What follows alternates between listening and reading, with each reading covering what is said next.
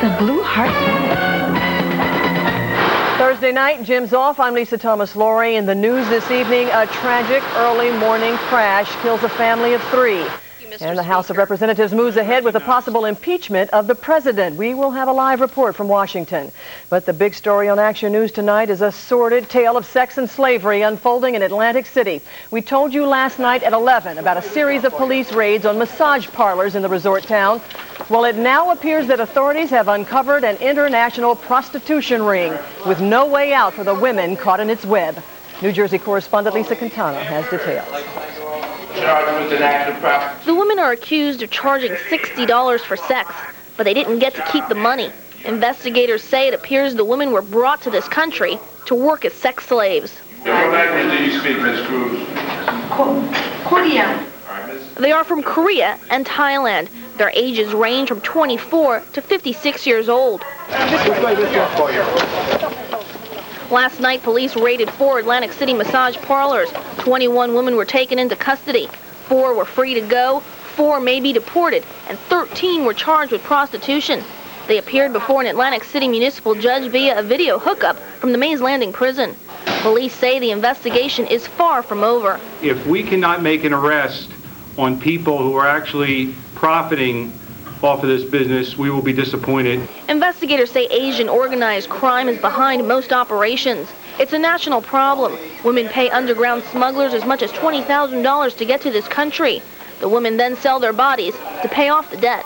Authorities say the women get paid about $50 a day, but they all live in massage parlors, so they have to give up about 40 of those dollars for room and board. Paying off the debt becomes an impossible task. They are brought to one location for 6 months. After that period of time, they're brought to another location. Where are they going to run to? They have no money. They have no papers. They don't have the language skills. So where are they going to run? For now, the massage parlors are out of business. None of the women posted the $7,500 bail. There are 8 massage parlors in the city. 10 more wish to open. Atlantic City police are urging City Council to pass a law that would make it tougher for such businesses to operate. Lisa Quintana, Channel 6 Action News. Well, it was a deadly one-car accident in Willingboro, New Jersey overnight. A couple and their young daughter were killed 1 mile from their home. It happened around 1:20 this morning along JFK Boulevard, just north of Messenger Lane. Police say 38-year-old David Martin fell asleep at the wheel and slammed head-on into a trash truck. Martin was killed instantly, as was 30-year-old Marion Smith, his companion, and their daughter, Naomi, who would have turned 2 next week. Rescue workers found her child safety seat empty in the back of the car. The little girl was sitting up front with her parents, who were also not wearing seatbelts. And there was fire tragedy in West Philadelphia this morning. 2 elderly sisters were killed when a blaze broke out in their second-floor apartment here at 201 North 60th Street. 87-year-old Dorothy Gross and 81-year-old Ollie Wilson lived here for years. Police believe the younger sister died trying to save her older sibling. Their apartment did not have smoke detectors. Police are looking into possible fire code violations. A man living on the 3rd floor was alerted by a smoke detector. He escaped the blaze unharmed. Fire department personnel went door to door in the neighborhood today. They distributed smoke detectors to the dead sisters' neighbors. The third day of jury selection in the Tom Capano murder trial began with another delay, this time when the defendant said he didn't want to stay in court. Capano is accused of killing Anne Marie Fahey. He told the judge this morning that prison officials subjected him to a strip search when he returned from court last night. He said he felt safer in his cell. Capano's attorneys convinced him to stay in the courtroom, and 3 more jurors were selected today, bringing the total to 6, 2 men and 4 women. It could take as long as 3 weeks to select the full jury. Condemned murderer Arthur Bomar is on his way to death row tonight. Sheriff's deputies moved Amy Willard's killer from the Delaware County Jail to the Camp Hill State Prison this morning. There, Bomar will be processed and then transferred to a solitary cell on one of Pennsylvania's 3 death row state lockups. On Capitol Hill today, the House of Representatives voted to move ahead with its impeachment probe of President Clinton. The vote was 258 to 176. 31 Democrats bolted party ranks, joining majority Republicans. Action News reporter Vernon Odom is live in the nation's capital with the very latest. Vern? Lisa, the only local Democrat to break party line ranks today was Paul McHale from the Allentown, Bethlehem area. He was calling for the president's resignation 2 months ago. Today's debate was limited to only 2 hours. The now familiar partisan positions were on display again today as the full House formally voted to launch the impeachment inquiry against President Clinton. When a witness mounts the witness stand pledging to tell the truth and nothing but the truth, and does not, but commits perjury, then the entire process comes tumbling down. They are holding out the hope that something will turn up after 4 years about Whitewater and the FBI files and the travel office and all of these other accusations that have to date proven to be dry holes. The only real question today, how many Democrats worried about re-election in their swing districts or simply disgusted with President Clinton's sex scandal would cross the party line? The answer we know now is only 31. We cannot excuse that kind of misconduct because we happen to belong to the same party as the president. This is not a bipartisan vote. The overwhelming number, 207 Democrats in the House, they only got a few votes. The fewer the Democratic votes for the GOP's inquiry plan, the more the White House and loyal Democrats will be able to portray the entire impeachment spectacle as a GOP witch hunt. And I think that they have two goals in mind. I think they're looking at November 3rd to try to defeat as many Democrats running for Congress as they can. And I think they're trying to stretch it out as far as they can. I think there's sufficient information that's come from the special prosecutor that warrants a thorough and exhaustive examination of the evidence. If there's nothing to it, then he gets exonerated. Late today, President Clinton vowed to cooperate fully with the impeachment hearings. I hope that we can now move forward with this process in a way that is fair, that is constitutional, and that is timely. The American people have been through a lot on this, and I think everyone deserves that. The president went on to say that the matter is now, quote, in the hands of God. I'm Vernon Odom, Channel 6 Action News, reporting live from Washington. Lisa?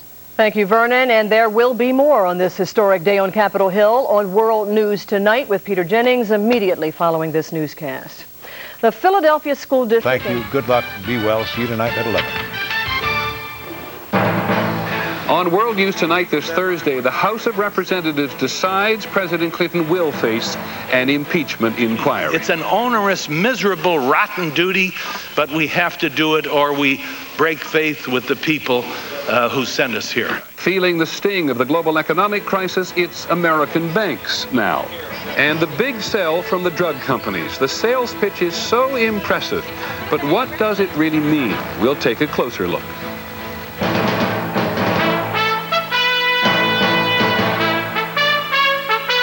From ABC News World Headquarters in New York, this is World News Tonight with Peter Jennings. Good evening. We knew in advance what the outcome would be, but it was a dramatic turning point anyway, and it was sobering. For only the third time in the country's history, the Congress will decide whether a president deserves to be impeached and perhaps removed from office. After all that the country's been through in the last 8 or 9 months, it may seem merely an extension of Mr. Clinton's crisis. But now that there's going to be an impeachment process, there is no turning back. The House of Representatives voted 258 to 176 for a wide-ranging impeachment inquiry. 227 Republicans voted for it, and so did 31 Democrats. And there is real significance in those numbers, as we'll see. But first, we go to Capitol Hill and ABC's Linda Douglas. Linda. Peter, before casting today's historic vote, the members quoted the Constitution, the Bible, even their children. The debate was deeply partisan, very fervent. The Democrats were charging that the Republicans are conducting a witch hunt, but the Republicans argued that the charges against the president are not trivial. This is not about sexual misconduct any more than Watergate was about a third-rate burglary. If perjury and obstruction of justice do not undermine the integrity of office, what offenses would? This is not about sex. This is not about lying about sex. It is rather when under oath does one lie about sex. Democrats charged whatever the president did, it was not impeachable. The president betrayed his wife. He did not betray the country. God help this nation if we fail to recognize the difference.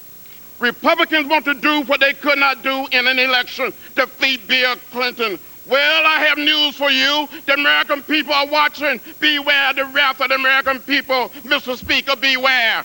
We all know that the president's misconduct was bad. The question is, are we going to punish America instead of him for his misconduct? Back and forth they went on the question of whether the Republicans are trying to drag out the investigation for partisan purposes. So how can we vote today on an inquiry which has no standards, no rules of conduct, no time limit? If the House votes down this inquiry, in effect it will say that even if President Clinton committed as many as 15 felonies, nothing will happen. Under the Republican plan, Congress will spend the next 2 years mired in hearings, tangled in testimony, and grinding its gears in partisan stalemate. If we leave this president alone, if he committed these crimes, then we have undermined our Constitution and we have undermined our system of justice. I rise today in opposition. I rise in opposition. What seemed to catch fire with Democrats who lined up to criticize the Republicans' plan is the notion that the public doesn't want a wide-ranging investigation. This investigation must be ended fairly and quickly.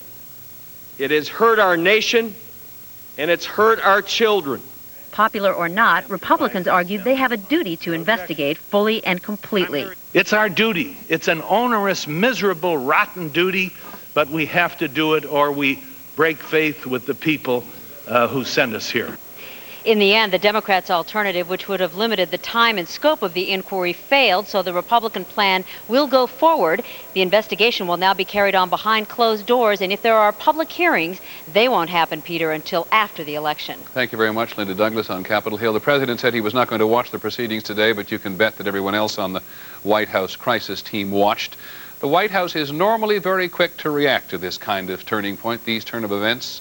ABC's Sam Donaldson is with us. Sam, the message from there today. Well, Peter, no one here is trying to spin today's vote as favorable to the president. Obviously, they're happy that Democratic defections were no greater than they were. But to see a process begin that could result in Mr. Clinton's removal from office is not something that can be spoken of positively here. And no one tried. President Clinton himself made a point of seeing reporters briefly in order to comment on the vote. I hope that we can now move forward with this process in a way that is fair, that is constitutional, and that is timely. The American people have been through a lot on this, and I think everyone deserves that. Beyond that, I have nothing to say. It is not in my hands. It is in the hands of Congress and the people of this country. Ultimately in the hands of God. Mr. Clinton turned aside a question about whether he wants to testify during the committee hearings, but when asked about his mood, personally, I am fine. I have surrendered this. This is beyond my control. I have to work on what I can do. Tonight, President Clinton is home alone. Mrs. Clinton is away in Arkansas. There are no fundraising dinners to go to, no banquets to attend. As far as we know, the president will be having dinner all by himself. After which, if his habits hold, Peter, he'll be on the telephone, reaching out to friends across the country, hoping for a little sympathy on this, the darkest day so far of his presidency. Thank you, Sam. Sam Donaldson at the White House.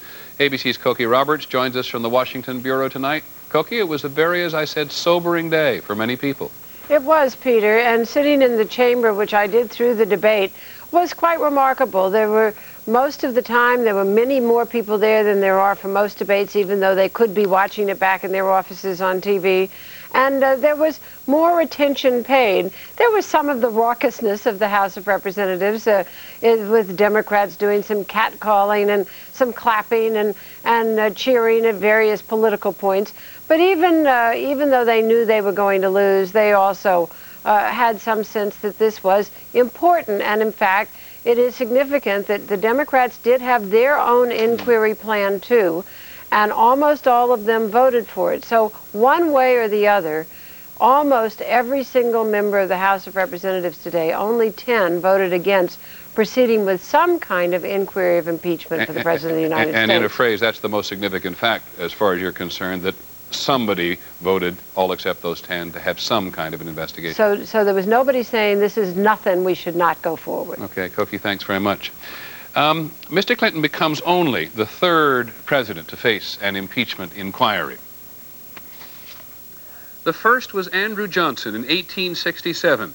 He faced numerous charges of corruption. Richard Nixon faced an impeachment inquiry in 1974. He was accused of obstructing justice and abusing his power. That was Watergate. So what now? The House Judiciary Committee will have an investigation. Witnesses will be called. And then the committee will vote on whether to submit articles of impeachment, formal charges against the president basically, to the full House of Representatives.